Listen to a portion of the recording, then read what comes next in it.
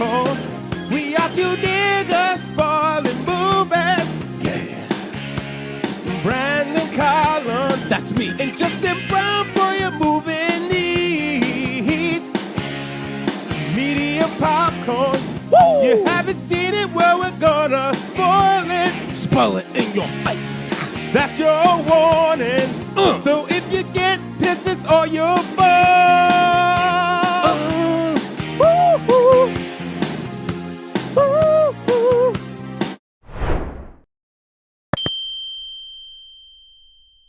When I was a young MC, I couldn't think of being Eddie Collins.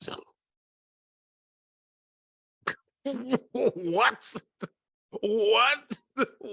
I was trying to rap. Wow. Guys, it's Justin Brown, and I am fucking perplexed at what I just heard. If you're not on YouTube right now, I want you to stop this recording and go to YouTube and watch that nigga do what he was trying to do right there. You can see his confidence just seeping out of him as with every fucking breath. Oh, wow, Brandon. And that wasn't that long. Jesus Christ. No, it was like 2 bars. I couldn't even make it. I was just trying to be in the spirit of hip hop, you know what I mean? Because that's what Brown Sugar's all about. It's about the first time you fell in love with hip hop. You know what I mean? Mm-hmm. And I remember this is the movie that is the first time I felt. Wait, no, it was Love and Basketball. Love and Basketball came out before this. That's when I fell in love with Sanaa Lathan. No. Wait. Yeah, you're right. Love and Basketball did come out. Yeah. Because that's the thing with black celebrities. This is how you know how limited Hollywood was, especially back in the 2000s. They just recycled the same actors over and over. Mm-hmm. Like it started with Best Man. It was like Taye Diggs, Sanaa Lathan, Nia Long and stuff. And then it would be like Love and Basketball, Omar Epps and Sanaa Lathan. And then you'd have Gabrielle Union popping in or out. You would have Boris pop in and out and shit. And occasionally you would cycle in Nicole too. You know what I mean? It's very weird how cyclical it's just like these specific pretty brown black people are the ones we're using for all these movies.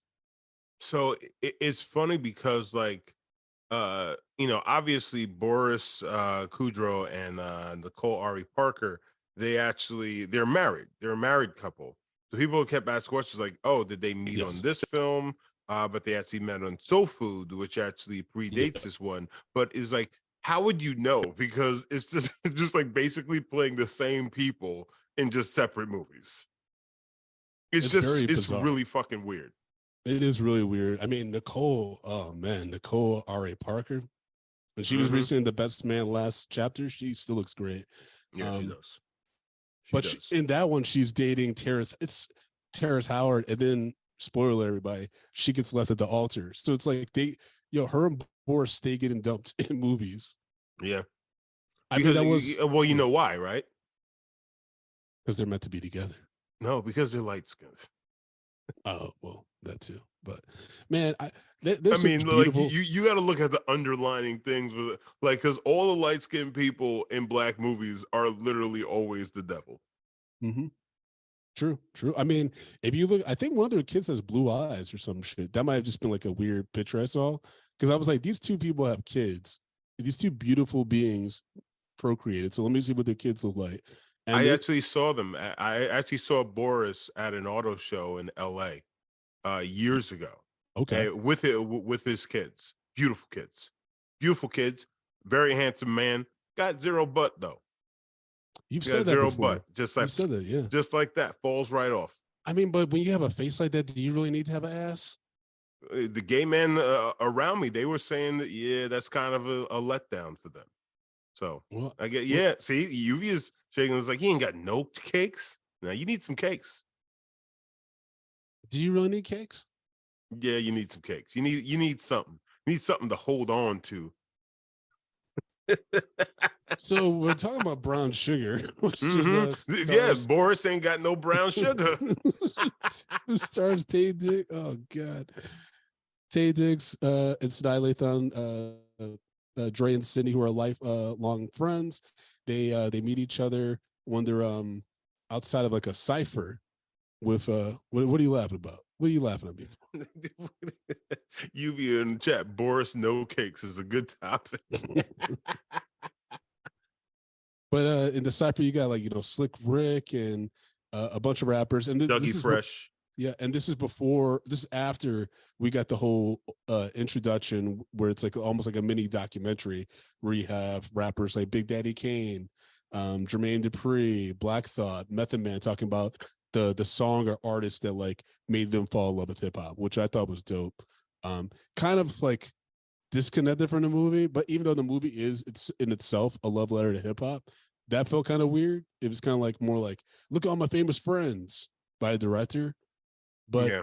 I wanted to ask you, Justin, what was the song that made you fall in love with hip hop? The song that made me fall in love with hip hop? I don't know. I mean, it would have to be one of those like kind of like the crossover hip hop R&B jams. Actually, you know what? It was probably Jodeci. It's probably Jodeci that made me kind of fall in love with hip hop, because yeah, Jodeci, they were kind of like that R&B group that was kind of like the hip hop R&B group. Obviously after I think Belle Biv DeVoe was kind of like one of the the more prominent ones. Yeah. But like their album was it Diary of a Mad Band, or I can't remember the first album. It could have been either way. It was just like that was an album that was always on at my house. So like Come and Talk to Me and things like that, and like just the whole swag that they had, back then with the leather fucking like baseball jersey with the matching hat and everything, bro. Like the Jodeci was just fucking dope back in the day. Okay, so you started with you were really into hip hop way younger than I was, way earlier than I was too. Yeah. Well, I mean, I also have older siblings, bro. That's true. My sister was working in hip hop, and I wasn't even. I was, yeah, like 3. Got it. Yeah. So for me, it was like, I mean, I would say because of my upbringing, we talked, before about me growing up in the suburbs and stuff, and I was like into like more like pop and rock music and stuff. Like I never really connected with rap and hip hop until I got into like 8th grade or so, and the album, because it's not more of a song, like a specific song, it's more the album Aquemini by Outkast was such a different thing that I've ever heard. And then like seeing like the music videos and like listen to the lyrics and stuff, I like fucked with Andre 3000 heavy. And so it was like Rosa Parks was the first song I like memorized. Like that was like a non-pop or rock song. Like I memorized that. And then it was The Art of Storytelling Part 1. That's like one of my favorite hip hop songs of all time. Okay. And so that was around, I would say 8th grade, 9th grade when I discovered that album. And then that's what made me fall in love. Yeah, I think it was yeah, it was definitely like, like Jodeci and stuff like that, because like before, because my parents, were, on the older end, like Yeah. I was very much into like, R&B groups and R&B and just like soul music. Yeah. Growing up. So like, I went from like New Edition to Bobby Brown and all of that. And then all of a sudden here comes like Josie, and it was like a different kind of group, which then kind of which kind of introduced me, into some of the other artists and then rap and everything else. Did you ever see the Mickey Mouse Club do a performance at Jodeci? And it had Justin Timberlake and Ryan Gosling as part of the group, as well as Jay-Z Chavez. Yeah, it's terrible. Yeah, they've been white people been appropriating since the early 90s, bro. Yeah, it was terrible. But I will say, Ryan Gosling, when he was a kid, he could sing. Yeah, he wasn't a good dancer at all, but like he could sing pretty well. I was like, oh, anyways, and wasn't Ryan Gosling actually leading that song, and Justin Timberlake and JC, they were doing the backgrounds? He and I don't know why I know this, but he and Justin had solos on that song. I think they all had solos, but yeah, Ryan was the one riffing. Yeah, like at the end, he was the one like harmonizing and shit. Yeah, he like I was like, oh, okay. This little white kid is just like, ah. Anyways, so Tay Diggs and Sanaa Lathan are childhood friends, and they both clearly love each other, which is like Mhm. the weirdest thing that like Sydney's like, oh, I told Dre I didn't want to mess things up, and I'm like, but y'all like, and Tatiana was curious about this. She's like, what happens if like they keeping casting these couples on these movies, but maybe they don't like each other? I'm like, their chemistry is like undeniable. It's like a weird like every time they were in a scene together, it was like clearly they love each other. Yeah. Yeah. And that's what made it like real when like Nicole and Boris both are like in their different characters like this is fine, this is fine when they Yeah, know they're it's just not fine. friends. They're just Yeah, friends. like at the bachelorette party when Sydney could have like after the first or second answer she could have been quiet, like she Yeah. clearly knows Dre really well, but she was like stunting on Nicole's Mhm. character. Of course. It was very passive aggressive. It was weird. Woman. I know your nigga better than you. Because it was like very specific. It's like vodka with a twist of lime and a squeeze and a look at a bottle Unless of he's vermouth trying and to, shit. yeah, unless he's trying to fucking impress somebody. It's a Macallan 25. Bitch, come on. I'm like, ooh, damn. Yeah, all her friends were like, oh shit, she fucking yo man, because that's very specific. I do see, yeah. I see, and you know what? Typically, I'm just it's like, yeah, y'all being jealous for no reason, but they had reason. She had reason to be Oh jealous. yeah. Yeah, flaunting that kind of information out there. Mm-hmm. And it's not like the thing with Sanaa is that these movies always try to downplay how pretty she is. Oh yeah, she's a piece. And like, it's just like this, we're being on realistic Hollywood. What are we doing? Like, are you gonna tell me like they make her seem so helpless and like she doesn't know, like she's like so lacking confidence and stuff. And I'm like, why? There's nothing about your character that should be lacking confidence. You're a good writer. You're very pretty. You know hip hop front and back. You got a bunch of cool connects. She's the bee's knees. Did you just say bee's knees? Yeah, I was wondering what happened with your eyes when I said that. What just happened? There's a This nigga word. just said she's the bee's knees. Jesus Christ. You old ass. You fucking 1920s flapping ass motherfucker. But yeah, that really frustrated me. And then also they made Tay Diggs look silly with that beard he had, yeah, the little the chin goatee. strap. But I remember when I used to do that. Man, you need to have a good barber to line you up the right way to pull that off. Yeah, yeah. Because if your lines are fucked up, you look crazy. You look like yeah, you look like yeah. That shit unshaped. has to travel on your fucking jawline, and if it doesn't, whew, I remember. You know what I used to love? Those dudes who started off with the chin strap, and then they just kept on doing it. But then as they aged, and this shit started growing, and the chin. So it's just a chin strap and fat and like the fucking turkey shit. It's like I always look at those motherfuckers like, come on, bro. It's time. It's Yeah, if time. you did, Cut off the if line, my nigga. Make it a goatee or make it a beard, one or the other. yeah, if you didn't do it right, you look like a member of O Town. You were not in a good place. Yeah, I feel like the chin strap was, well, let's talk outside of the black community, but the chin strap was basically the fucking dirtbag white boy, facial hair of choice. When you Yeah. saw a dude coming and they had that chin strap, you're like, ugh, God, this guy's gonna try to fuck somebody's sister. You know what I'm saying?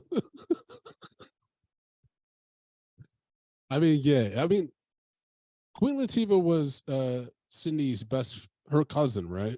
Her cousin. Yeah. Okay. Okay. I would rather Queen Latifah just been Queen Latifah in this film, who was also just friends with her Yeah. because she had all of these, great connects and things like that. So she could have just That would have believably made a been lot more herself. sense. Yeah.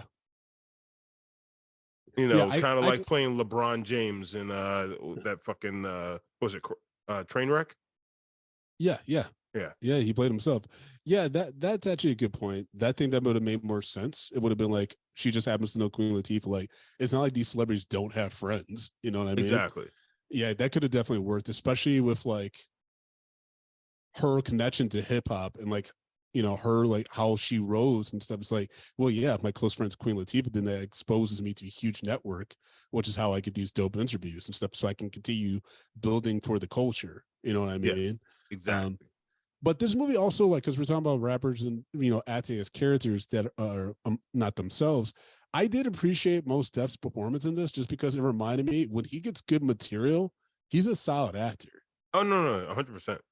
Like, I know we ripped on him really bad with Carmen and Hip Opera, but like I was like, oh yeah, with this, the Listen, Woodsman.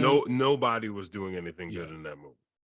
And he's also solid. He was a solid Broadway actor. I saw him a Top Dog Underdog. I'm like, this guy's got the stuff. And like in this, he got to be a little like silly, and he was real. Like, he's an artist and he's trying to be, you know, a successful rapper, but he's got a day job. He drives a taxi. That was funny though when he hurt Taye Diggs' feelings. He's like, "Oh, you hurt my feelings, man. I'm gonna get out this car." Well, I mean, yeah, I mean he got him good. Well, I mean, he hurt his feelings at the beginning where he was just like, "Nah, I'm good." Yeah. He's like, Yeah. I don't need to talk to you. I don't need, like, I want a label, but not your label. That you're the ones who's descending. I was like, damn. Well, I mean, listen, if somebody came talking to me, was like, "Hey, you know, so we got this thing going on," like I've been like, "You just signed those niggas." The Dalmatians or whatever the fuck they were, like, that was insane. That was fucking absolutely Ren and 10. god off. Yeah. That was crazy. Yeah. Also, why was his boss slapping his face like that? I would never let my boss slap my face. You know, the like, be a good boy thing. I would never. Yeah. I would let him slap my face because then I would slap his back. It was like, you started it. You and I are both working, you know, inside a house as slaves, and your boss slaps you, you slap him back. I have to go back to your shack with your family, be like, Justin ain't coming home, y'all. Justin ain't coming home. Why are we slaves, Brandon? It's Black History Month again, and you're bringing up slavery. Look, what nigga? We're talking about brown sugar. Like, what are you doing? There was no reason for you to make us slaves. We've come so far. You know what I was? You know what? For some reason, I was thinking about hip hop, and that's thinking about Ying Yang Twins, and I just in my head, I thought slaves because that's what they look like sometimes, and then I thought about us.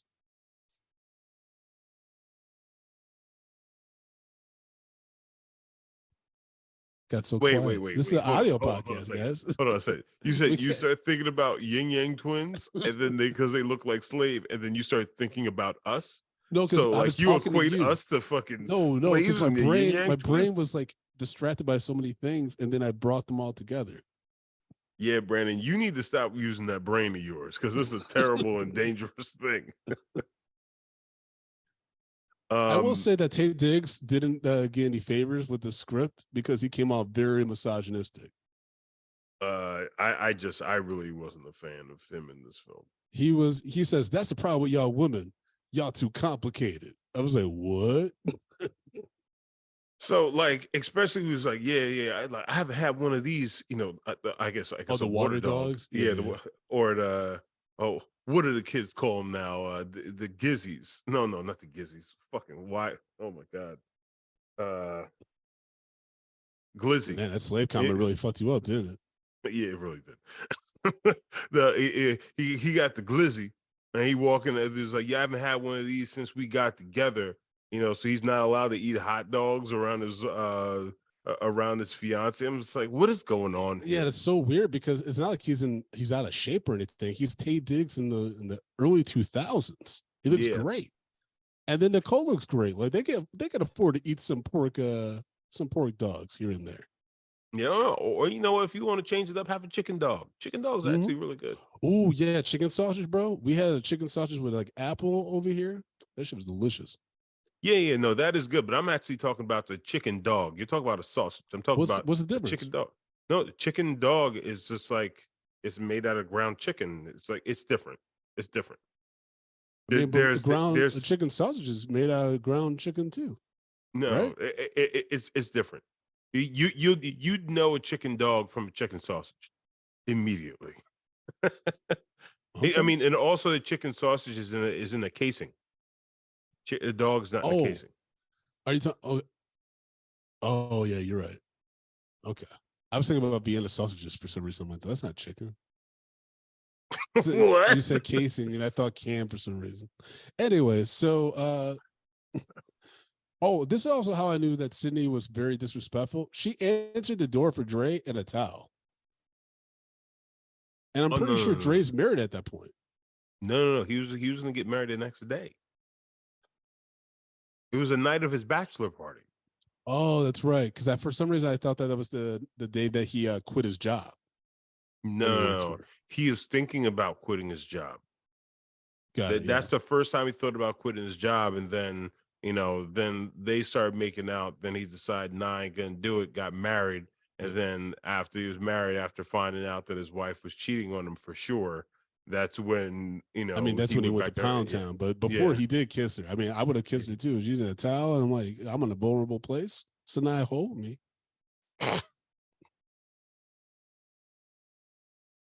Also, Tay Diggs dancing all beat at Most Def's performance was very distracting.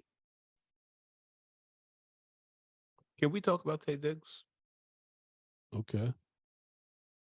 I don't, what do we have Is to talk about? is is uh is Tay Diggs a serviceable actor in like especially in these black movies, which he's basically has his entire career. It's just these black movies, unfortunately, because he hasn't Why really is that branched out. unfortunate? Huh? Why is that unfortunate? Maybe that's what he wants to do.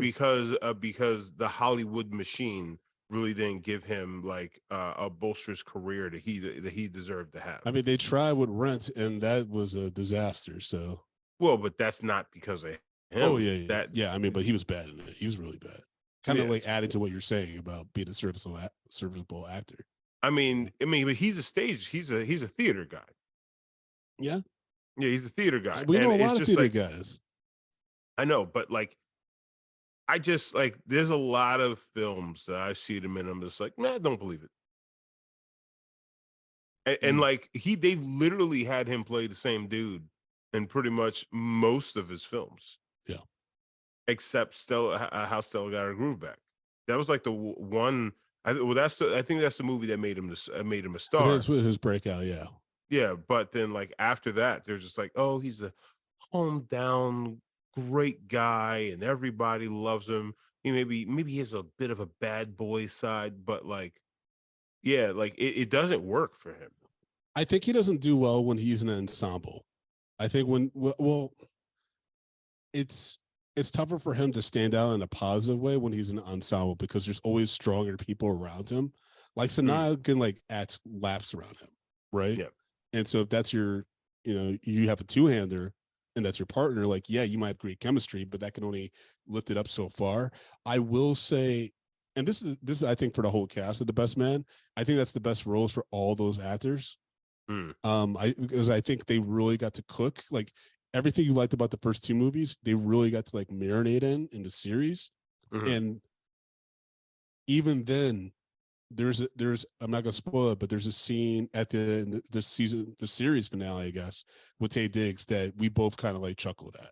Like he's very inconsistent compared to the other people around him, and Okay. that's a tough thing, but I mean, he's still working. So like, I'm not going to knock the guy, Yeah, but yeah, like listen. And like I some of enjoy Tay his Diggs. dialogue was corny too. Like I said, like the script didn't quite help him Yeah. out there too. Like some of his stuff was really corny and cringe. See, I really had a problem with this script because it actually made me think about uh you people. Only Okay, because it's go just on. like we're we're reduced to hip hop, sneakers, sports, and that's our entire culture. That's who we are. It's just like they could, and I know like this is a story the hip hop. I know because this is in the late I guess early 2000s, it's kind of playing homage to hip hop and things Yeah. like that, because at this point hip hop was starting to go through a kind of a transformation, because it kind of had reached that pinnacle where it was like it was going somewhere else. But like, and maybe it's because we just watched You People. I'm kind of off of watching movies that are just based around music and fucking and shit like that. And it's like, for some I was just like, here we go again. And I realized that if you Okay. go back and watch a lot of the movies from from the late 90s, early 2000s, which are stereotypically black movies, they are all based in like like music or something like that. They Yeah. shoehorn this one thing into it, and it's just like, I don't know, man. It's just really disheartening to just see how the industry just made it just like, these are the only movies that get by, because hip hop is bankable, and that's how black people can only be bankable.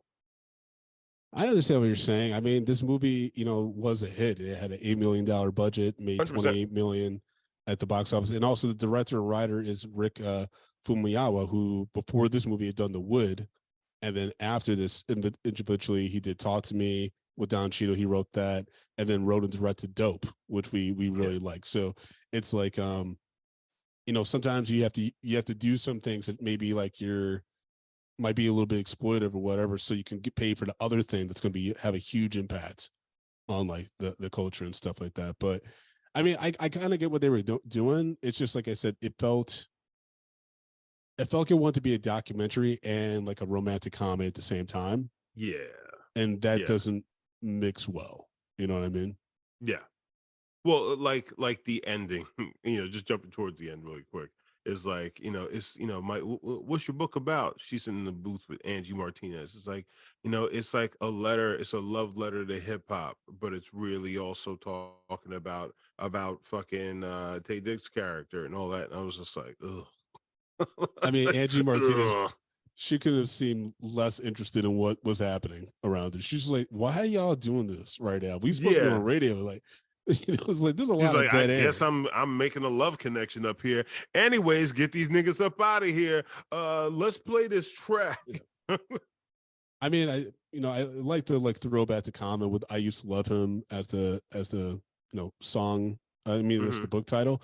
But like, even like, okay, that was fun. Like the whole like ending when like Tay Diggs and her confess their love for each other over the radio. That made sense, right? Given like their journey throughout the movie. What I hated was the bookend with Queen Latifah and Mos Def. Because remember when they were doing this all the time with Queen Latifah? They always like hinted at like a date with a guy, but never actually showed her like a relationship. And that might have been like what her preference was. But I'm just like, don't have this in. It feels so awkward and forced. Yeah. And they kept doing that with her characters in movies. Yeah. I mean, but then they gave us The Last Holiday. And that was just batshit crazy with her and LL Cool J. So, I mean, then maybe it was better this way.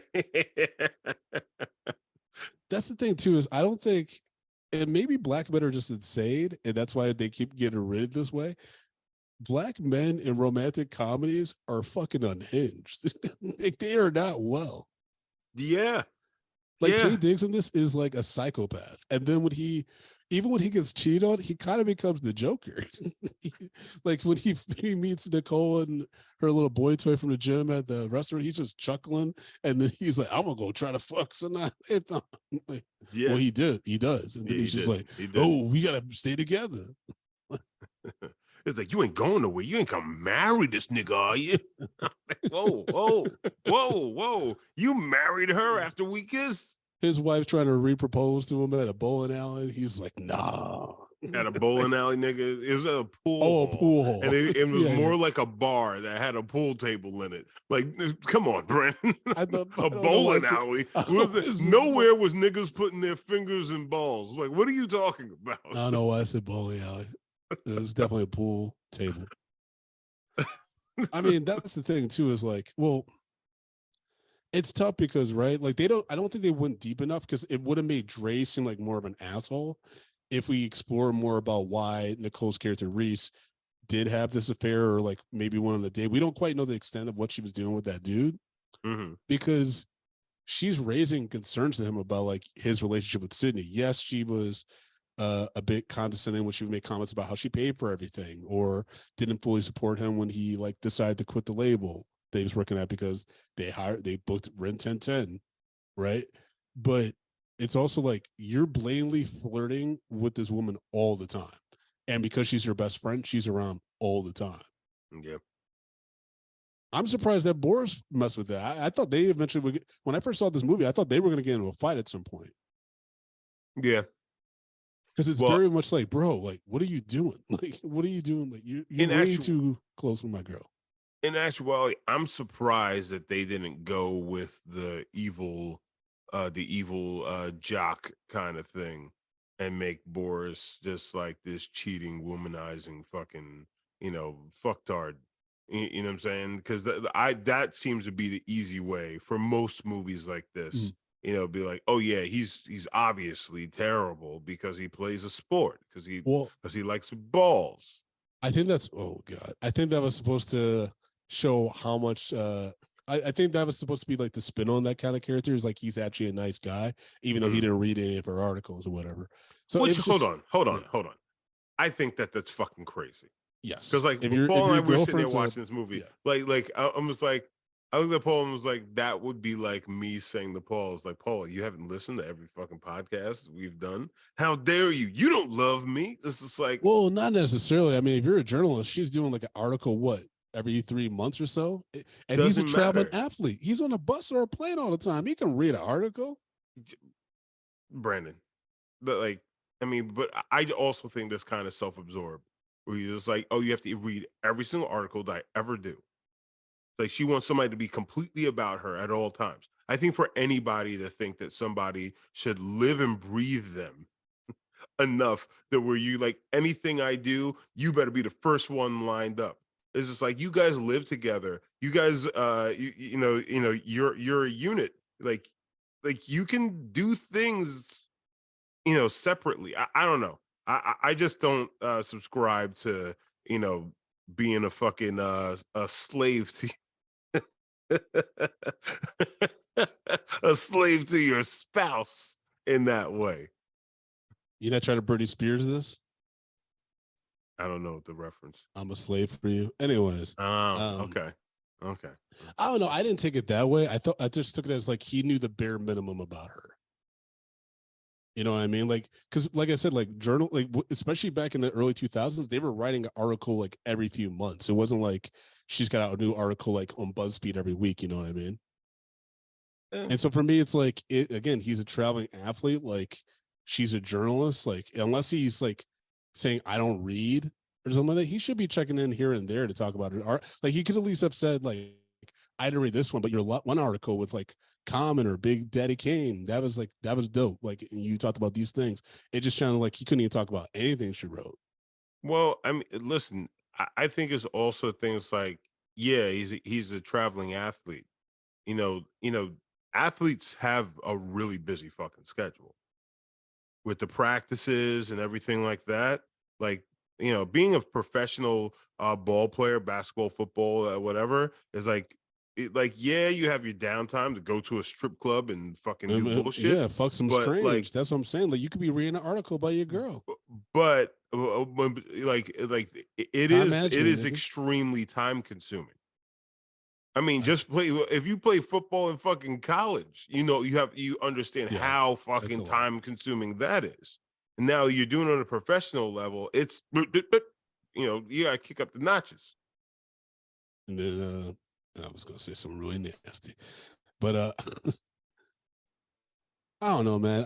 I thought it was. I get what you're saying, but also I was like, you should know, especially if she's really stressed out about it and stuff like that. And then she's trying to talk to him about, Dre wants her to write like her magazine to write a feature about Steph's character. Just like that's a conflict because I help you set up this label and stuff. I was just like, all right, now we're getting deep into weeds. We're just trying to make conflict where there doesn't need to be conflict. You know what I mean? If it's like at the end of the day, everyone should just call them both out on their shit and be like, you two need to be together. as much as Sydney's like, no, that's gonna complicate things. Y'all already complicating so many things for the people around you. Get together. Yeah, you're right. Because I guarantee, as soon as they got together, not that it was smooth sailing and like every day was a happy day, but I bet you they became a joy to be around as a couple. Depends. Because I think them being separate, especially for Queen Latifah's character, them being separate in different relationships, but in the same fucking events all the time, must have drove her crazy. Because then you have Sydney, who's like, oh, like, you know, faking her relationship with Boris, and then secretly confiding in Queen Latifah, like, oh, you know, Dre's here and blah blah blah blah blah, and then she's like, yo, just shut the fuck up and go with this dude. Yeah. That's why she at the radio station, she's like, please tell him that you love him. I'll fucking kill you. I want to kill everybody in the studio. Hot 97 is going to be Blood 97 if you don't confess your love to this motherfucker. Yeah. He's spending his minutes trying to call you. It's 2003. That's not cheap. You remember we had to add minutes to a cell phone? Yeah, that was terrible. Man, that I was not broke, fun. when I was broke and I had no minutes, that was probably missed many a dates because I didn't have no minutes. Why is everybody just staring at me? Okay. I mean, I could have used my house phone now that I think about it. Yeah. Or like Yuvia said, you call after 9 p.m. I was just lazy. Listen, after 9 p.m., that's when you were getting shit popping. So that's the time I'm calling. Yeah, it was free, right? After 9 p.m. Looking at the clock, you said, ooh, 8:59, baby. 7 o'clock on the dot. I'm in my drop top, cruising the streets. Yeah, baby. That's because you got free minutes. Now, now it's time. Now it's time to wrangle your hoes. Man, Usher used to be the shit. I remember every time Usher dropped the album, it was like, it's the way that young people feel about Beyonce these days. Like every time Usher would have an album out, it'd be like, oh shit, A701, baby. Oh, that was a great fucking album. I think that was his best album he put out, by far. No, I think Confessions is the one. I don't know. That one was Confessions is good. It's a good album. But man, yeah, the hits. I remember when Confessions came out. You know, obviously they had the Yeah single, right? That was the biggest thing at the time. But I remember my boy Sean called me and said, "Yo, I just got his new album, Confessions. This shit's crazy, bro. He got a song. He played it. It kicked in. Like, yo, this is the dopest song I ever heard. And that hook, that's it. But apparently it's about Jermaine Dupri and possibly Janet Jackson. Oh, okay. I don't know anything you just said because you broke the fuck out. Oh, I'm breaking up. Oh, okay. Did y'all hear the story about Sean? No, we heard nah.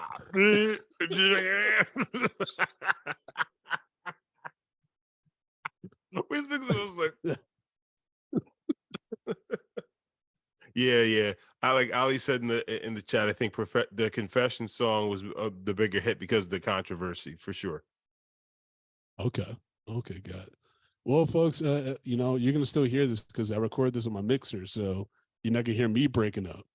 But so I'll cut out this repeat. But the story is, my boy Sean called me when he first got the Confessions album, and he was on his way to pick me up, and he was like, "Yo, B, I'm still breaking up." Hello? Yes. Hello? I'm back? Am I back? Now you're back. I'm still breaking up? All right, let me turn my camera. Hold on. Hello, America. Can you hear me? Yeah, here you go, Brandon. Okay. Take 3. Let me try the story one more time. And I'm going to cut this shit out too. So we got a lot of cutting to do. I'll do it. I'll do this episode. Okay. So my boy Sean called me. Can y'all still hear me? We got you. Go ahead. Okay, Sean was going to pick me up. But before he picked me up, he was at the house and he was like, yo, I just got the new Confessions album. I'm listening right now as I'm getting ready for us to go out. Yo, he got a song that he talked about. He cheated on Chili and then he had a baby. He got like another woman pregnant. This shit's crazy. And then he picked me up and that beat kicked in. I was like, yo, this song is fire. So we waited twice for that shit.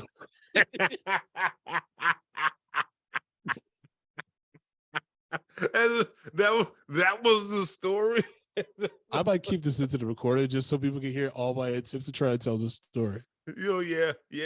They're just losing their minds listening. Like, Brandon, the story's getting worse. Because by the time I did it the third time, I was so scared it was going to break up again. I'm like, I'm not going to put my heart into this. Oh God. Oh my goodness. Oh my gosh. Oh yeah, like me, Ali in the chat said, but I never rode with the guys. Listen to Confessions, even though it was fire. Yeah, me and my boy Sean, we used to listen to a lot of music together. He had this big ass Jeep, and we get high and just listen to the newest albums. So it'd be like PD Pablo and shit.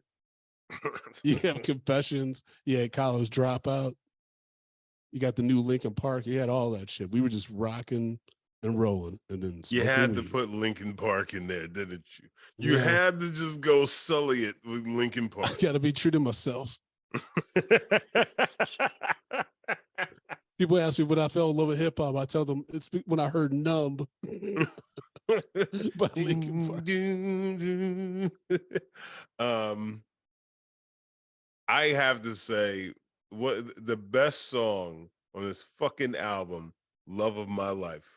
Holy shit, that song was fucking the beyond banger. I mean, the soundtrack of this movie is incredible. Yeah.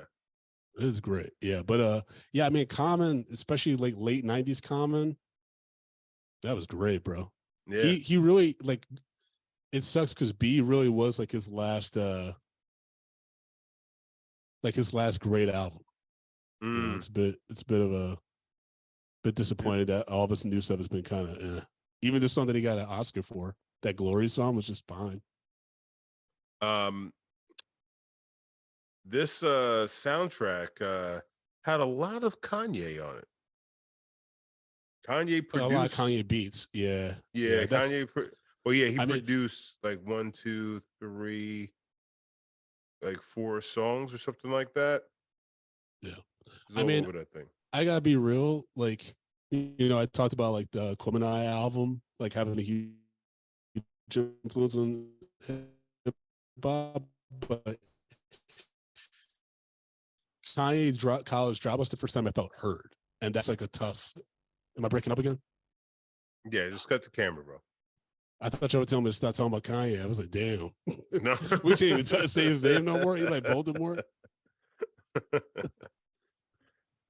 Yeah, no, I mean, like even you know, oh my God, was it 808 and Heartbreak? Yeah, like that one.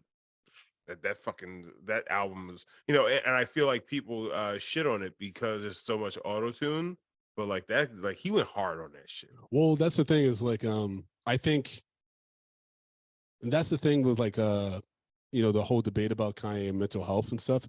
I think Kanye's music was the first time where like Black men especially were talking about the really dark emotions that go on in their minds, and he was just illustrating it through music.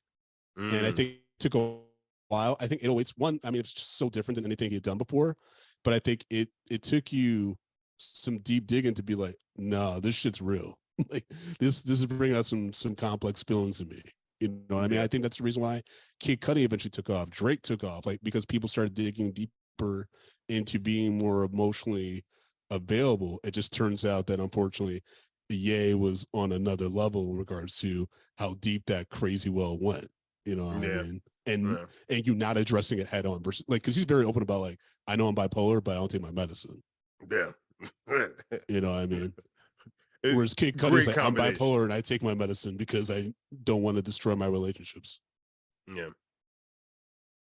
You know, maybe that's what was wrong with Dre. Maybe Dre had like some kind of like crazy inability to not be a psychopath. And maybe Cindy just had you know, some trauma that, you know, forced her to admit that she didn't know what love is and how to accept love in her life. We never actually learned what drove them romantically, what they wanted out of partners. We never ever really got that. We just know how much they love hip hop and each other, but we don't actually know what their views are on relationships. Well, and that's kind of the thing about the script. It does feel kind of surface level. We don't really get to know these characters for like who they really are. It's like, and like, listen, hip hop isn't who you really are. That's just a part. That's something that you love and that you identify with, but it's not necessarily, exactly who you are as a person. And Mm, I think what really kind of pulled me out of it is the fact that we never got anything beyond like, yeah, I love hip hop. Me too. What else? yeah, What yeah, else? And like, so that's the things that kind of they kind of like, after watching it, was kind of just like, ugh. I mean, it just didn't get. I felt like it just didn't give enough. And that's fair. it just seemed, like I said, very surface level, and like, Yeah, I think especially after like Love and Basketball coming out before this, that got a lot deeper into the psyche of what it takes to commit to something and how it could compromise your relationships and what your heart over your mind kind of thing. mhm. Um, yeah, this is very surface level. It doesn't get as deep like it did. Even like The Wood, I think, got a little bit more deeper, like in regards to emotional level and Oh, 100%. complexity of like coming of age than Well, I anything mean, that this movie but did. that's the thing. It's like, I wouldn't even put The Wood and this film in the same category, because the Wood is a coming of age. Like, you saw these boys grow up and all the things that they went through as kids. How it kind of turned into them being grown men, and why they are the way they are, and Yeah, like this, like, yeah, we guys like, oh yeah, you saw Slick Rick and Dougie Fresh when you were kids, and then that grew you into people that were in the profession of of music and the curation of hip hop. Is like, but beyond that, is like, what do we know about these characters? We know that Tay Dick's character is a selfish prick, and we know that Sanaa Lathan's character is a workaholic, and she's not very sure of herself. yeah. That's it. And that they're almost 30 apparently, which was surprising, but also like I was like, what? Yeah, yeah. I mean, I guess And maybe she's like the if we saw editor this. of a magazine at 30. Like, oh wow, okay. Yeah, exactly. That's what threw me off about it. I was like, man, they're doing pretty well for 30. Like if Tay Diggs is, taking a huge risk with his career at 30, he's fine. So here's the thing. Do you I kind of also feel like these movies uh set up unreal expectations for black people. Just in everyday life. And not saying that we shouldn't shoot for the stars, but like, especially in this time frame, is like, as we all know, there was probably a white editor running running the double XL magazine, and I'm not sure if that's true, but it's just like, at 30 years old, you're the editor of a magazine, and this guy's starting his own label. Now obviously there's Diddy out there who did Yeah, this kind of shit, Bad Boy but Baby. like, and it's also like, it just seemed very easy for them. Mm, You know what I'm saying? And the hardest thing in their life was their lack was their relationships, but everything else was kind of moving kind of swimmingly outside of, Dre's Job yeah, security. job security, because because his boss is an asshole, and wanted him to just put up, whatever acts that he doesn't agree with, because he's not kind of, you know giving doing hip hop the right way.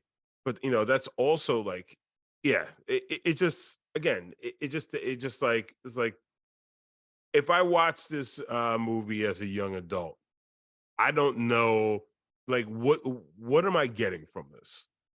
Like, I mean, maybe that's what's the point. Maybe that's the point. Like, like white people get to do romantic comedies all the time that don't do anything beyond surface level. And so maybe this is Rick's idea of let's just have some fun, have like, a black love story. Because I mean, if you think about, I mean, the photograph does go a little bit deeper, but this isn't very far away from something like the photograph, which is just a simple movie about two people that fall in love. You know what I mean? They just happen to be in a predominantly black cast. Yeah, well, I mean, but that's the thing. The photograph does. I mean, I feel like the photograph does give us a deeper look into why these people are getting together. Like this movie is just like, oh, they've known each other forever. It's just like, why not hook up? Yeah, I mean, Tay Diggs should be grateful that she's even friends with him after, like, because that kid that they had playing young Dre, he looked goofy as hell. I mean, that dude's always looked goofy though. How I'm dare sorry. you come at that I'm young sorry. actor Well, who is he's a now a he's a grown grown ass man man now. now? Yeah, he might be a patriot for all we know. He might be subscribed and like, Brandon, why you hating on me, man? Wait, in the Notorious, wasn't he Little C? Yeah, yeah. And he was also in Get Rich or Die Trying. Yep. He's in all those movies. Again, they just recycle us, y'all. Mm-hmm. Mm-hmm. So, Justin, we did get some Patriot thoughts on Brown Sugar. And folks, remember, if you sign up for Patreon at patreon.com, you are guaranteed to have your thoughts, memories, or reviews read of those movies. Your memories. Well, because if it's an older movie, they might have memories. It's not fucking Cats. I'm not. We just project your memories on a wall. Yeah. So, first up is Justin Rich. He wrote, "This is a solid movie. Enjoy Mos Def's performance, although we can have a conversation about Taye Diggs' character. Laugh emojis. Medium popcorn for me." And then Tyrone Davis Jr. wrote, "Yo, Ren and 10, the hip hop Dalmatians are the goats of the movie." Laughing emojis. Taye Diggs is nice in this too, as is always. Sanaa Lathan delivers an okay performance. Has she ever did anything to where you were like, she needs a lead role? LOL. Damn. All right. She just always in the movie, but a small popcorn because it's a good watch. So he's kind of saying the opposite of what you said, which is that Sanaa Lathan's actually the weaker actor, not Taye Diggs. Mm. I mean, she's definitely like had hits and misses. Like I said, I think The Best Man, the final chapters, that's the best performance out of all the actors, including Terrence Howard. Um, but yeah, I've never seen anything where I was like, she blew me out the water. I mean, she's just incredibly beautiful actress. But also apparently she bit Beyonce's nose. I think y'all never heard this rumor. No. Yeah, She man. bit Beyonce's. There's a What is rumor she, that a fucking someone. turtle? There's a rumor that I'm gonna look it up right now while Justin you break down our rating system. I will tell you the story. We're gonna do a Sanaa Black Eye Lathan, Tips a turtle. investigation. But I will say this: I saw Sanaa Lathan walking in Manhattan because she was doing a play on Broadway at the time, and like I happened to be walking down the street, and she was right next to me. Literally made me clam up, and then I had to stop and just let her go. So I was just like, "Oh my god, that's Sanaa Lathan, beautiful, beautiful young lady." So guys, let's talk about how we rate these films. We rate movies bags of popcorn, small, medium, large, and the XL for the exceptional. If a film doesn't deserve any popcorn, we throw it into the dog shit pile. We pile piles and piles of dog shit on top of it. So Brandon, we sat down and we watched the 2002 film Brown Sugar, starring Taye Diggs, Sanaa Lathan, Mos Def, Nicole Ari Parker, Boris Kudrow, and Queen Latifah. Brandon, unless you got some insight about Sanaa Lathan biting off Beyonce's nose like she's a turtle, I need to hear your review. I will give you my review, and after you give your review, I will read you this article from Vogue that Okay. confirms what I heard. I'm gonna give this I'm gonna give this a medium. I actually did enjoy it. It's a little under 2 hours. I think it moves really fast. I think the leads are charming enough to kind of get you through, but again, it never goes deep enough in exploring these relationships. Like even the gym scene between Sinai and Nicole never really goes deep enough because that should have been a real big confrontation. Like there should be a reckoning following that conversation, and nothing really happens until Dre discovers that she's cheating on him, right? And so it's like because there should have been a conversation with Dre between the two of them, like maybe either together or in separate conversations. Like, hey, we had this confrontation. Like, we really need to figure this out, or maybe we need to step back from our friendship to allow your marriage to thrive. Something like that. So that was a bit frustrating. Also, in UVA's research, she found that Lorenz Tate was offered the role of Dre, but turned it down. I think he would have been a better fit. I was thinking him or Omar Epps might have been a Yeah. better Dre. Yeah. But we got Tate Diggs, and he he did okay. I think the movie, like I said, is enjoyable. I really liked Most Def's performance. I liked the soundtrack. Um, and I think it was just like a cute little romantic comedy. It's nothing more, nothing less. And I think that's just fine sometimes. Justin, what's your rating? Yeah, so I'm gonna give this a small. Uh, I I love a good romantic comedy.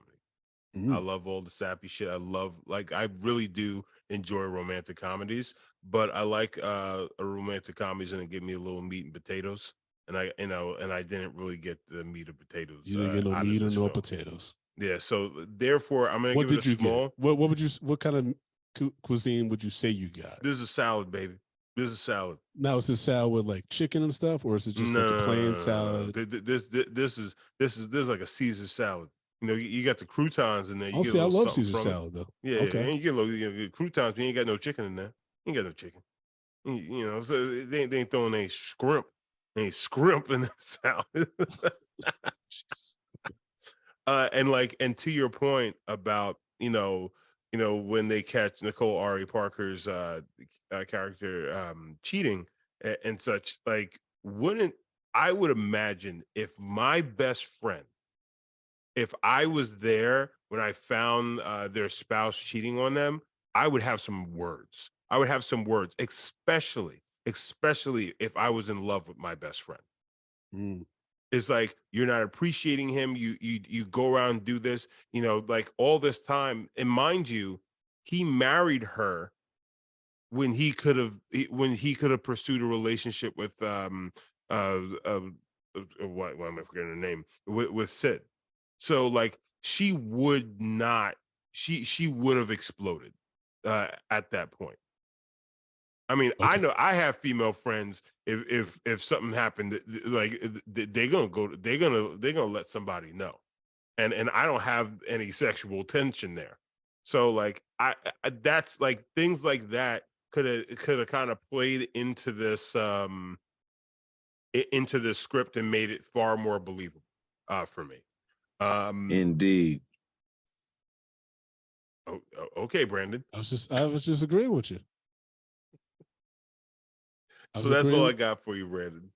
And now let us know about that lost nose. Oh yeah. So here's the thing. So at a party for Jay-Z's 444 album, Tiffany Haddish said she witnessed this actress. There's just like doing the mostest. She bit Beyonce in the face. So Beyonce stormed away, went up to Jay-Z and was like, Jay, come here, this bitch, and snatched him. Haddish recounted. They went to the back of the room. I was like, what just happened? And Beyonce's friend walked up and was like, can you believe this bitch just bit Beyonce? At the time, Haddish said Beyonce asked her to chill. Beyonce and Jay-Z walked by me and I tapped Beyonce, at which point I told her, I'm going to beat somebody's ass at your party. I just want to let you know that. Beyonce asked her to have fun instead, but not before they had a final conversation about the incident. Near the end of the party, Beyonce's at the bar. So I said to Beyonce, did she really bite you? She was like, yeah. And I was like, I'm going to beat her ass tonight. At that point, Beyonce offered her own reason for the alleged nibbling. She was like, Tiffany, no, don't do that. That bitch is on drugs. She's not even drunk. That bitch is on drugs. She's not like that all the time. Just chill. And then eventually, Tiffany Haddish admitted that this is Sanaa Lathan in a GQ article uh, back a few years ago. So what you're saying is Sanaa Lathan was on the sauce. Well, no, they And said she was drugs. Sauce is a liquor. okay. So she was drugged up. She was on a little something. She was tweaking. Maybe. I mean, Oh, okay. So now I like to get wet, huh? oh my God. Folks, you can follow me at American Collins, AmericanCollins.com. You can follow the show, Medium P Podcast, and all social media platforms. Be sure to go to youtube.com/Medium Popcorn, push that subscribe button so you're alerted about all future reviews and celebrity interviews on our channel. And Justin, if people want to follow you on social media as well as support the show financially, what can they do, Mr. Brown? Guys, you can follow me at J Brown Did It on Twitter and Instagram. Yes, sir. Yes, sir. And you can follow the show at patreon.com/medium popcorn. We got $2, $5, $10, and $15 packages. If you love this show, if you love bonus content, if you love our backlogs and being able to search any episode that we've ever done, you need to be on Patreon. You need Guys, to do it. that's where it is. If you're not feeling it, how dare you? You need to sign up again. What? So Yeah, you're just rambling. I know.